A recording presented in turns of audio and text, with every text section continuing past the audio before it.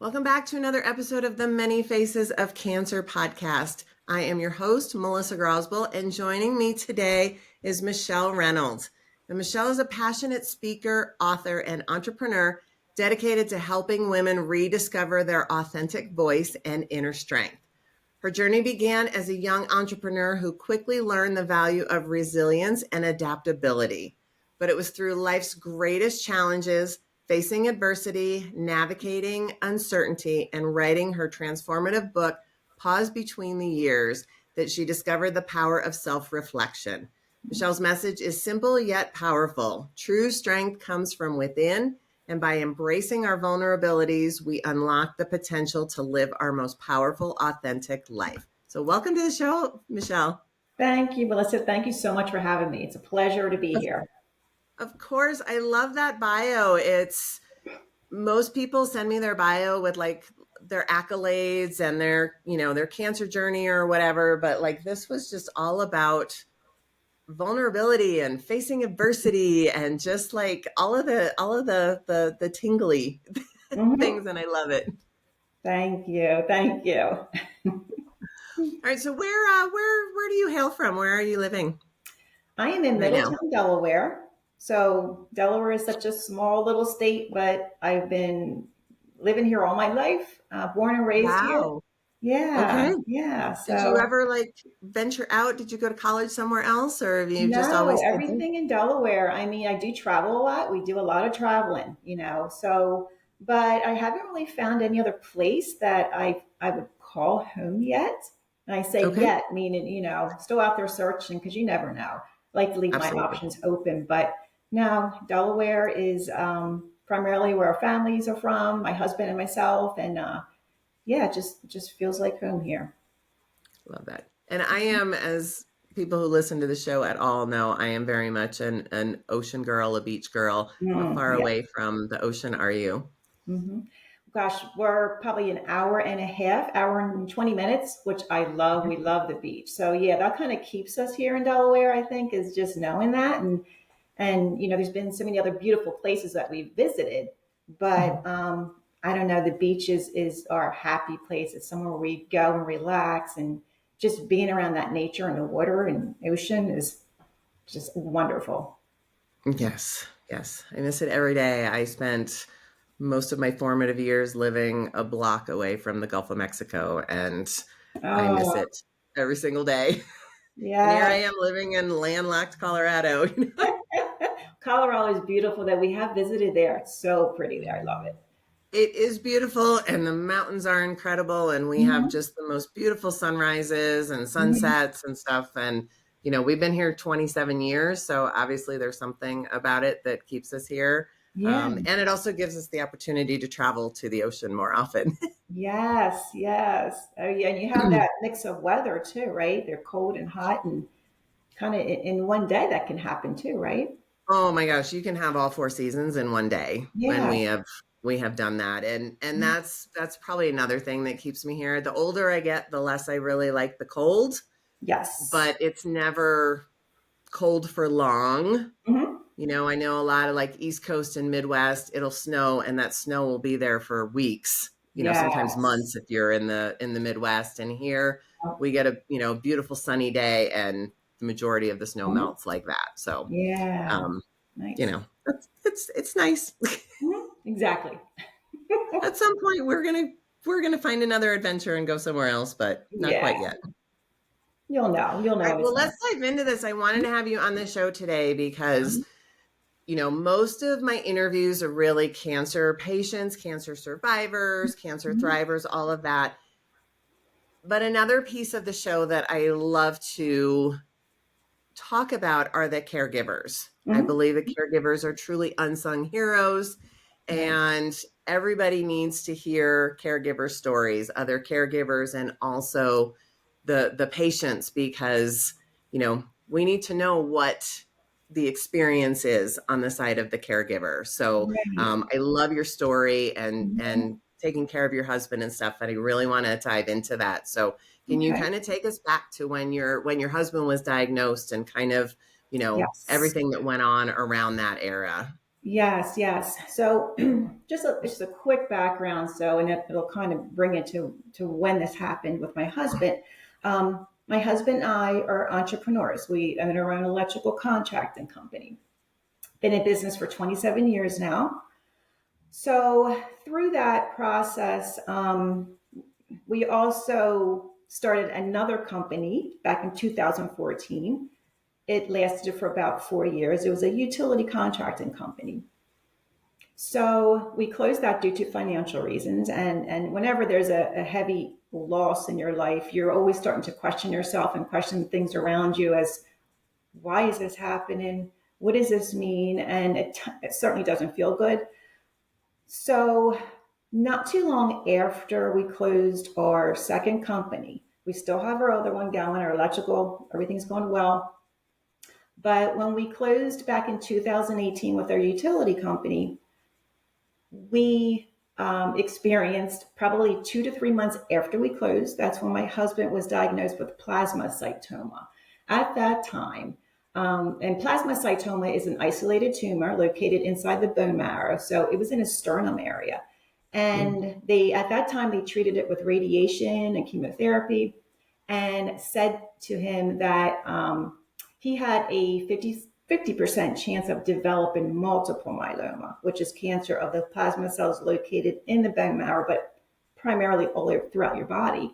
Right. So 2 years went by, and in 2020, in March of 2020, so it was really exact at the same time that COVID hit, Oh my was gosh. when my husband was diagnosed with multiple myeloma. Ugh. So it was at that moment, again, as you know, when you're hit with a diagnosis of cancer, your life stops. Everything completely stops. And And we the world were, had stopped as well. yes, yes, we Yes. were fortunate enough to talk with our cousin who knew someone who has multiple myeloma and has had it for over 25 years. And of course, we said to ourselves, we want to go where he's being treated. So it was in Little Rock, Arkansas, which was 17-hour drive from Delaware to Little Rock. That was our Okay. first travel there. And that's where he received 2 stem cell transplants and heavy doses of chemo. We spent 4 months there, 4 months there. Wow. Okay. Well, it was Mhm. nice that, it wasn't something like you had to keep going back and forth. And, especially as No. entrepreneurs, that you had that luxury. I don't know if luxury is the Hmm. word, but to be Hmm. able to, take that time away and go and get the treatment where you needed it. Yeah, and I think when you're hit with something like this, it's it's not about convenience. It's about finding the right doctor, the right facilities that can help you, especially diagnosed with cancer. It's you want to get a quick response. You want to get someone there to help you immediately and give you the right sources, the right resources that you need to combat this disease. And for us, it wasn't a question of, we need to be close to home. We had so many obstacles against us because we were self-employed and we had the midst of COVID. So at the time when we went to Little Rock, I couldn't even go into the hospital with my husband. Mm. So there were so many different things happening where we had to say to ourselves, we need to be open to this. We need to um, go to the right facility, go to the right doctor, but at the same time we had to make sure there was a constant communication at home. We have 3 kids, 3 adult kids, but we also had a company we had to still run. So we had to trust our employees that they were going to take care of our company while we're gone. We brought our computers, our laptops, everything in, but the primarily reason why we're there is to help my husband heal and to get rid of this cancer. So it's a matter of letting go. It's a matter of letting go of that control, which I was always been someone that's been very much in control. and a perfectionist and I have to get everything just right. That was a huge challenge for me, is surrendering. And we talked about this when we talked the other day that, and I had mentioned that there's a great hospital that's well known for treating multiple myeloma in Maryland, which would Mm-hmm. have been a lot closer. And it's something that we've said over and over again, having the right doctors and trusting your doctors and knowing that you're in the best possible care. And if you're not getting that from who you're seeing, find another doctor. And that, Yeah. yeah, definitely, it wasn't necessarily about convenience. And, you trusted, your husband trusted the people in Arkansas, and that was kind of the best option for you regardless. Yeah, you have to be your own advocate, really when it comes to this, right? And being resourceful and getting as much, information as you can about this, and I remember as we were driving there, we had a long drive ahead of us. And I just remember at that point feeling very much out of control. And a lot of times when we feel out of control, we want to control even more so. And I remember driving there and all of a sudden just visualizing this tidal wave coming at me.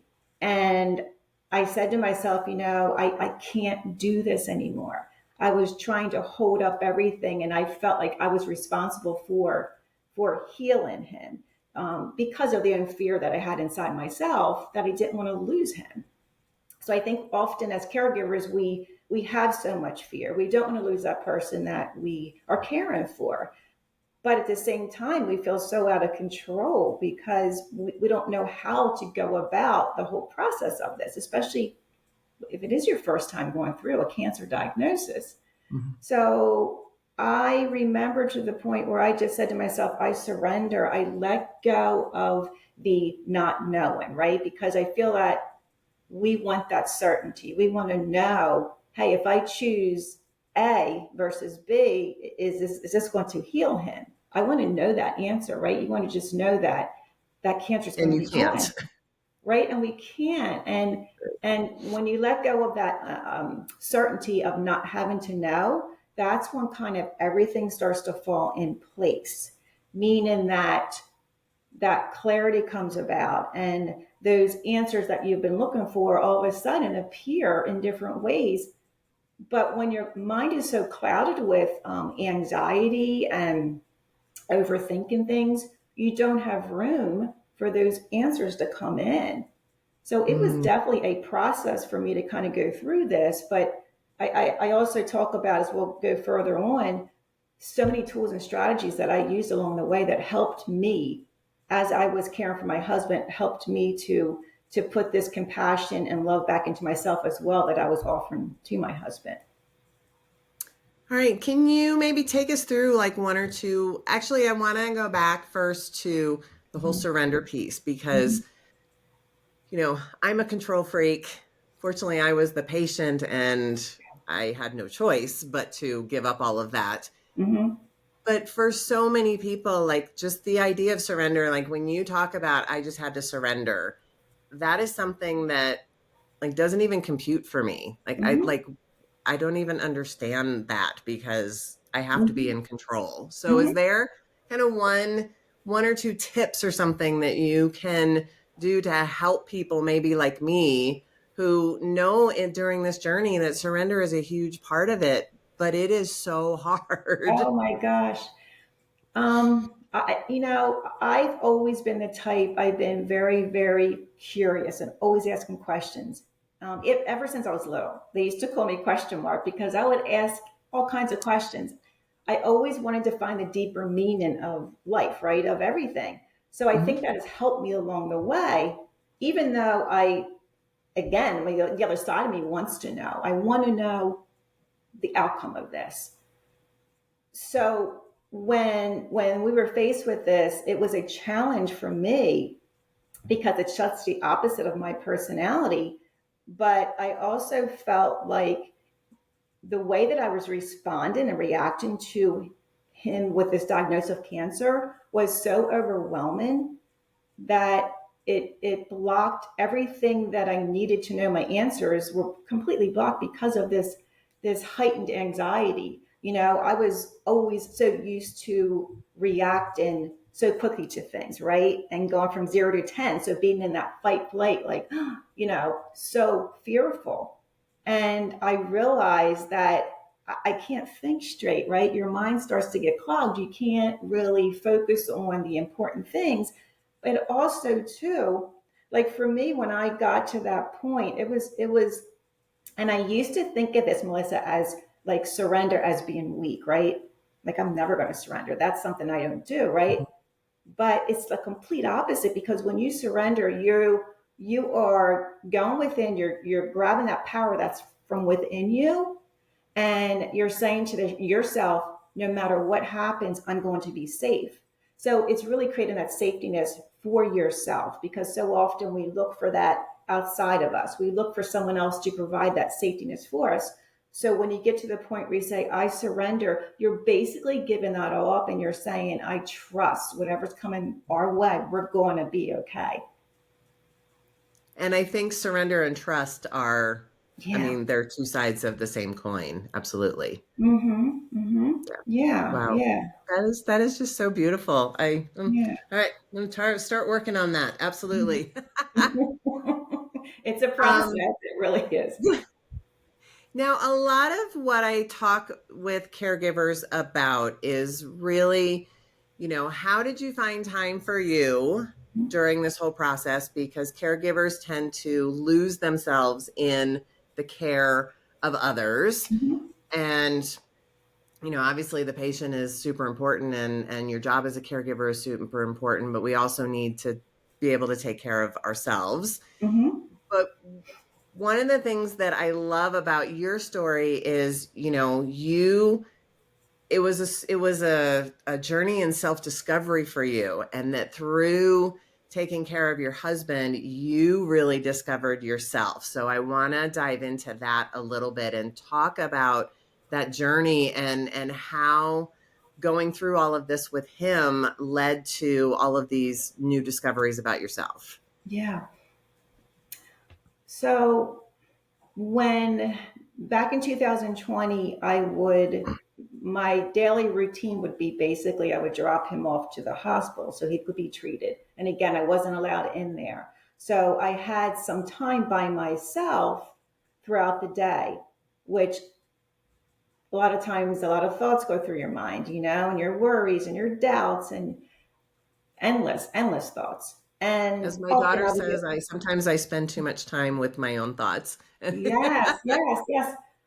However, it really was the best thing, because I remember having this conversation with our youngest, our daughter, and I said to her at the time, I said, I have so many thoughts going through my mind. I don't know what to make of all this. And she told me the best advice ever. She's like, Mom, just write like no one's going to ever see it. So I thought, you know what? I mean, I couldn't sleep. I would get up at 4 a.m., and my husband would be in the other room resting. And so I got up, and the next morning I started writing. And at first these writings were more of a journal, observations of what he was going through and what I was feeling. And I just remember, Melissa, at that time when I started writing, it was the weirdest thing. It was like I started to feel this sense of relief. I started to feel, which is so true. When you write, you are releasing so many emotions, and you see it on paper. And there's something about that is so healing. And I kept doing it every morning. I found myself, I was looking forward to writing, to get up again. And as time went on, I kept up with this. This was my first, I guess, pivotal moment, aha moment of going within, right? Finding myself and who I was in this self discovery. And it wasn't a lot of time I spent. I could do maybe 10, 15, 20 minutes of writing, but I was consistent with it because it felt good. And it kind of started my day in a positive way. And as I kept doing it, I found that my writings turned more so into less observations of what was going on with my husband, but also the appreciation and gratitude of life, right? And the appreciation of each other. And at that point, I said to myself, there is so much beauty in pain, right? And often a lot of people can't understand that when you go through cancer. When I say there's beauty in this, right? Yes, cancer is awful. Yes, it sucks. But when you're faced with this, you can't wish it away. You say, "Yeah, this is in front of me, right? I have to have courage and strength to deal with this. How can I turn it in a way where my perspective changes, that I can grab all the good out of it, right? The beauty out of it. And when I say that, that is that appreciation. That is that life is so precious, and this could happen to any one of us. So it puts us in a whole different realm of looking at life in a way that brings a lot of positivity. And also, too, when you start to, as a caregiver, when we start to look within and change the way we see things in gratitude and appreciation, then that vibration kind of goes back to our loved one, right? That we're with, and the energy shifts, and that essentially is helping them to heal. Absolutely, because I know as patients, I would hope, I think Mhm. that our caregivers are people that we love and that we care about. And yes, we have our own needs, but we also want to respect the needs and make sure that our Mhm. caregivers are getting what Mhm. they need. Mhm. And if I say a lot, like you can't fill, you can't pour from an empty cup. And the Mhm. more you get depleted, the less you have to give others. So finding that time or something for yourself Yeah. will just translate into being able to better care for the people Mhm. that we need to care for. Yeah, yeah. And I know that writing might not be for everyone. And I know for me, like, I continue this writing until I said to myself, I'm going to write a book about this. And it's not about cancer. However, it started from a place of cancer. But again, I took all that goodness and turned it into inspirational messages, from spoken right from my heart. These messages in this book is primarily what I went through. And but I looked at this as I want to be able to help others. I want to be that light for others. So how can I do that? Going through this experience, I want to take all the good out of it and help others that may be going through it and struggling and challenging and saying, "Oh God, this is tough. And yes, it is hard. We've had our days, we had our bad days, we had all that, but again, it's staying refocused and knowing that when we change the way we look at things inside, that right there is medication. That's so much healing medication. And for example, that was only one tool that I used was writing. But I also spent time out in nature, and I think Mm. we talked about this before, Melissa, where I said, gosh, years ago, the birds were, to hear the birds was like, oh, so annoying, hearing the chirping. Now I look forward to that nature, the birds and the trees, and it was my sanctuary for really giving myself space, which I feel that is so important. That, like you said, we are fearful of being with ourselves, right, and hearing all these thoughts and trying to make sense of it all. But at the same time, that's where the awareness starts to come about, right? That's where that awareness and opening of, okay, this is what I'm going through, this is what I'm feeling, and it's okay. And I'm going to provide that safetyness again, for myself. And that is so important. And I will say that, when I'm by myself or out walking, Mhm. out in nature or something, I've almost always got earbuds in my ears. I'm always listening to music or listening to an audiobook or a podcast or something. I spend very little time just in quiet Mhm. Mhm. because sometimes it gets a little overwhelming because all of the thoughts come in. And Yeah. my husband has he calls him Bob, and Bob is like when all the bad thoughts come in and just kind of sit in front Yeah. of your face and go, hey, let's have a little chat. He calls it Bob. And i I like i honestly, I try and just, I don't know, tune out and like listen to something else and stuff. But that's really where the that. magic is, in the silence. But it takes some time to get comfortable in Yeah. that silence, because, we talk about uncomfortable silence and always have to fill the space and stuff, but that's really where the magic happens. And I've had several people on who have written books and talk about writing and journaling and how powerful it is. And every Yeah. time I talk to somebody about that, I'm like, I'm going to start journaling. One of these days, I'm actually going to do it. Yes, and you know what? And again, I say to myself, I wasn't a writer. I mean, this is my first book. I never considered myself to be a writer, but when we start writing and allowing, like with no limitations, you are a writer because you are sharing your experience with the world. And again, it's a shame not to be able to share what we've been through, as difficult and challenging as it is, because that's where we learn. And there's always someone out there that, like I said, may need to hear these words that we're talking about today. And Right. um, yeah, And it's that's, quite a I've quite a said, journey. I'm a talker more than a writer. So that's why I have a podcast instead of a Yes. book, because I get to talk to people.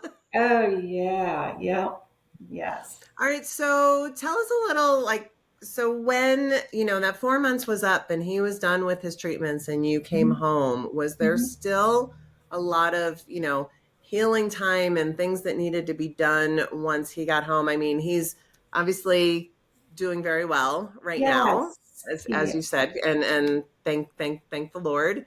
Um, Mhm. what was your experience once you got home? Was he kind of being able to go back to work? Was there still a long healing process? I mean, my husband is the type that is, he rolls his sleeves up. Okay, what do we do? You know what I mean? He's very logical. He doesn't dwell on things. He doesn't, I think not to say anybody has the perfect personality to get through something like this, but he's more of a, I guess, stoic and kind of, hey, this Okay. is what I got. Tell me what to do, and he does it. And I've always been the more overthinker and kind of like, no, we need to have all this. And still to this day, I still, as a caregiver, right? We always want to make sure we're on top. You taking your medication? Are you doing this? Are you? And so I think once we came home, and we got that green light that okay, the cancer's gone, right? He's in complete remission. Everything's good. It's like you can sigh, right? You're okay, thank God, right? But for me and my husband, and as you know too, our lives are never the same as they Mhm. were before this diagnosis.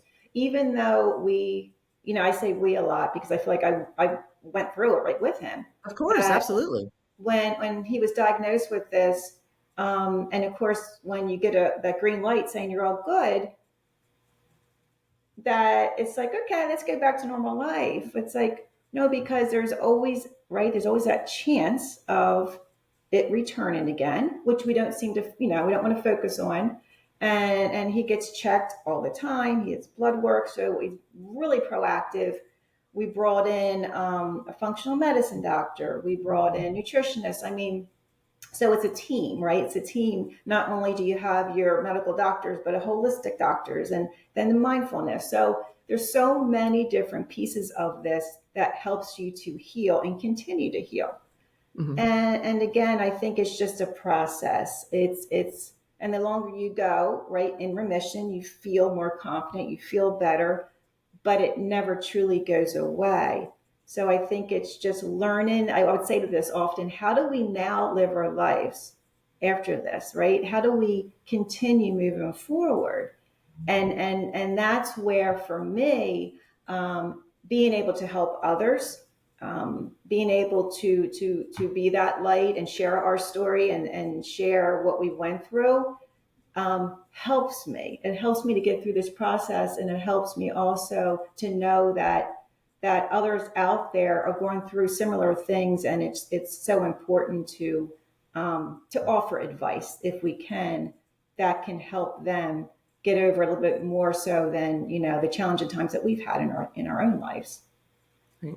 I often talk about it as I have this just dark cloud behind me. Yeah, Like it's yeah, not over my head. I'm not like Pigpen or Eeyore or anything, but Yeah. it's always back there. Like it can Hmm. always come back. And, I don't think about it all day, every day, but Hmm. sometimes if I get an ache or a pain or I feel a little, short of breath or something, it's the first thing that enters my mind. Hmm. Oh my gosh, Hmm. is it back? Did it spread? Whatever. And it Hmm.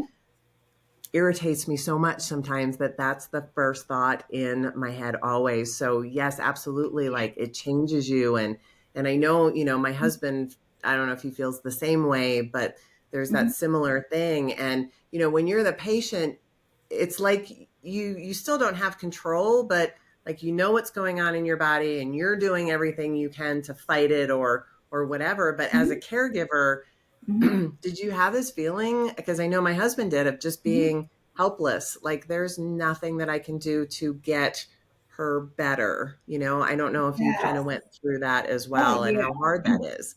It is hard because, like you said, you're not the one going through it, and you have to trust that your loved one, your partner, whoever is being honest and telling you all these things, right?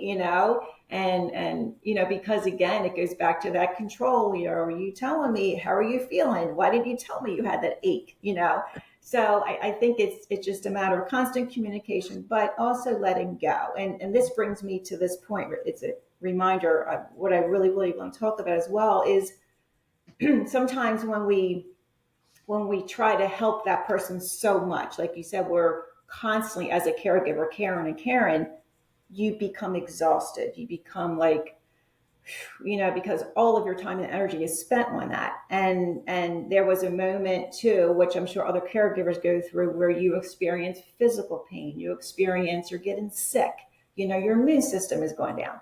So when I was faced with that and I went to the doctors and I was checked and they told me pretty much everything is okay, I was having a lot of pain in my chest.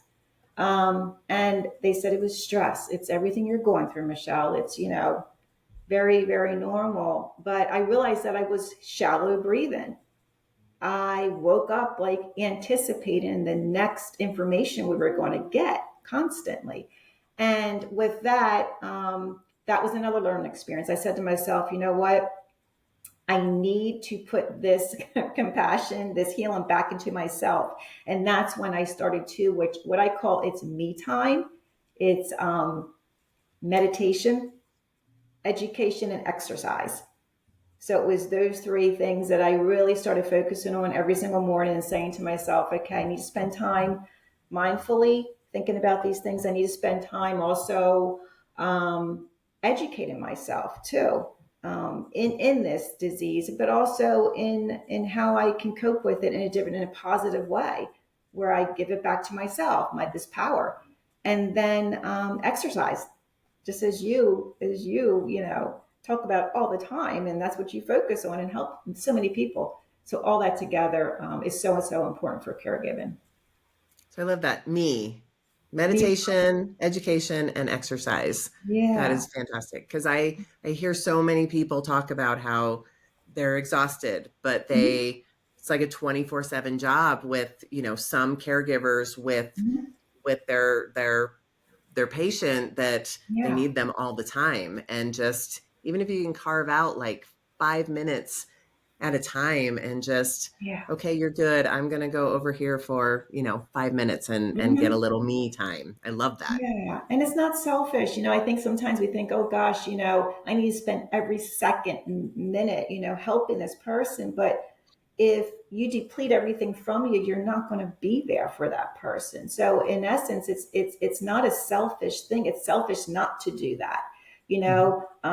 And like I said, it doesn't take a lot of time, but just being consistent every day and say, I'm going to give myself 20 minutes, 30 minutes of this time to me, to pour it back in, to fill my cup up, is such a difference. And it gives you that energy again. So you can go about your day and do what you Right. have to And do. be there and be the best that you can be for those that need you.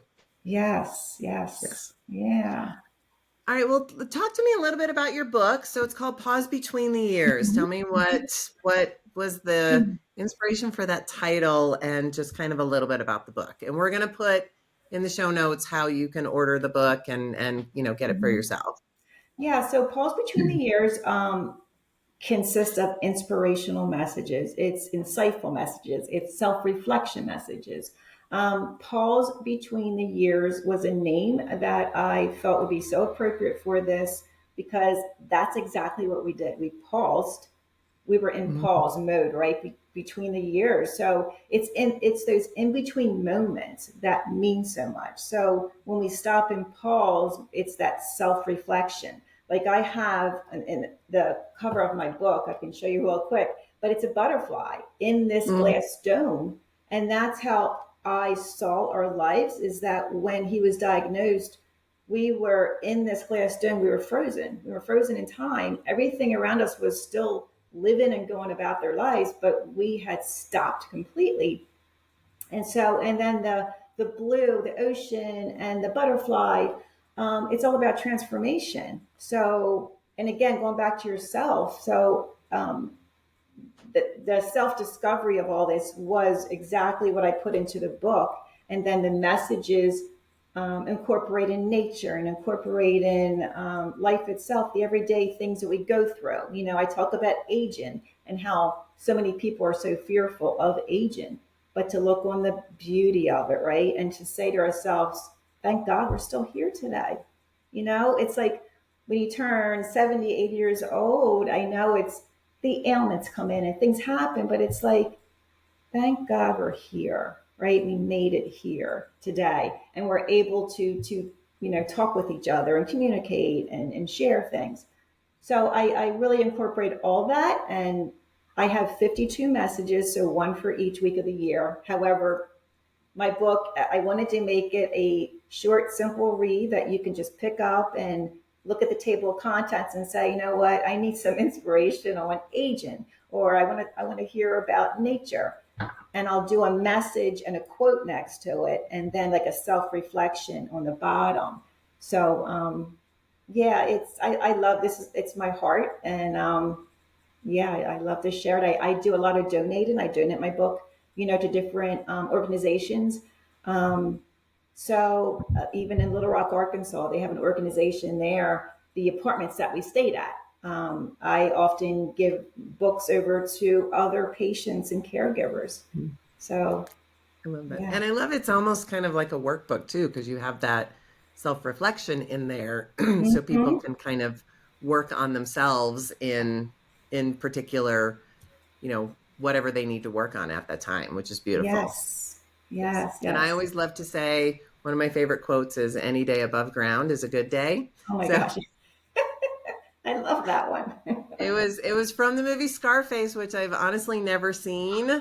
but I heard the quote one day and I'm like, that is perfect. Any day Yeah. above ground is a good day. And you can That always is find something good in every day, even in the worst days.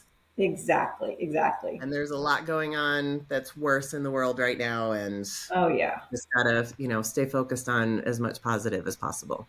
Exactly. All right. Yes. So, Michelle, where can people find you if they want to reach out to you, if they want to get more information about your book, about your services, all the things? Like, where can we get a hold of you? So I have a website. It's michelleinspires.com. That's where you have all my information, contact information. My book, Pause Between the Years, is located on Amazon. So you can always just pull up that name, Michele Reynolds. I'm on Facebook, Instagram, and LinkedIn.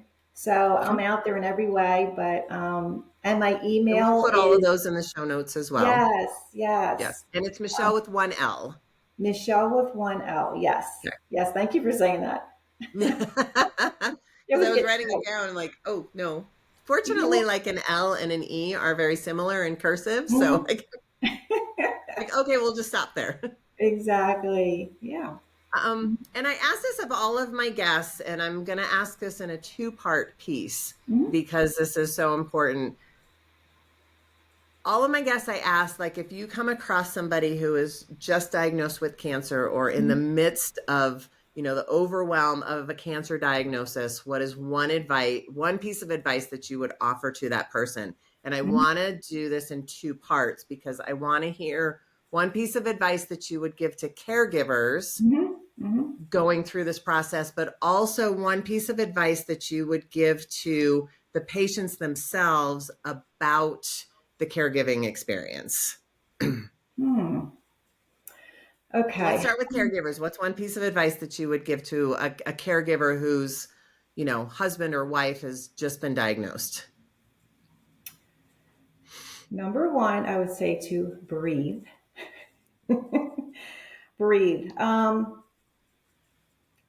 Allow yourself some space as you go through this. It's about, and I say this in both, for both those questions as well, that to educate yourself on this disease, whatever it is that this person's going through. That was my first thing, because with education is power. So educate yourself on it. And I would say that it's about trusting, it's about having patience, being there for that person in every way, but please don't let go of yourself at the same time, because you going through this process, you have to be your best friend. You have to be compassionate and allow yourself grace as you go through this. So that would be my main advice, is to not let that go, because that's so important. That's where you gain control of your energy and your power, so that you can continue on helping that person. Okay. And then not even first diagnosed, but somebody who's going through cancer, who has a caregiver, what's something that you can tell a patient to be aware of, or, just understanding of, or a way to be able to help their caregiver, be a better caregiver, or just continue to thrive as a caregiver? I would say to the patient about the caregiver is to understand that this caregiver cares about you so much, and there's so much fear in that caregiver. So to look with this person with compassion and understanding, because sometimes when you're faced with this, there's so much push and pull, right? There's so much fear on both sides. So understanding that this person has so much fear, as well as what you're going through, and they don't want to lose you. So it's that understanding and giving that grace and working together as a team. Really, I think that's what it takes, is working together as a team, communicating, and you're both going for that same goal, right? Of getting rid of this cancer, and remembering that that person is there for you for a reason, and they're there by your side every second of the day, and that appreciation that really, I think, for each other is so I important. love that. That's perfect. Perfect way to end as well. So thank you Yeah. so much for your time today, Michele. I had a great time with this conversation, and I think it's so important to so many people out there on both sides of the aisle. So I really appreciate you taking the time for me today. Oh, thank you so much. Thanks for allowing me to share my story. Absolutely. All right. Have a wonderful rest of your day. You too. Bye-bye. Bye-bye.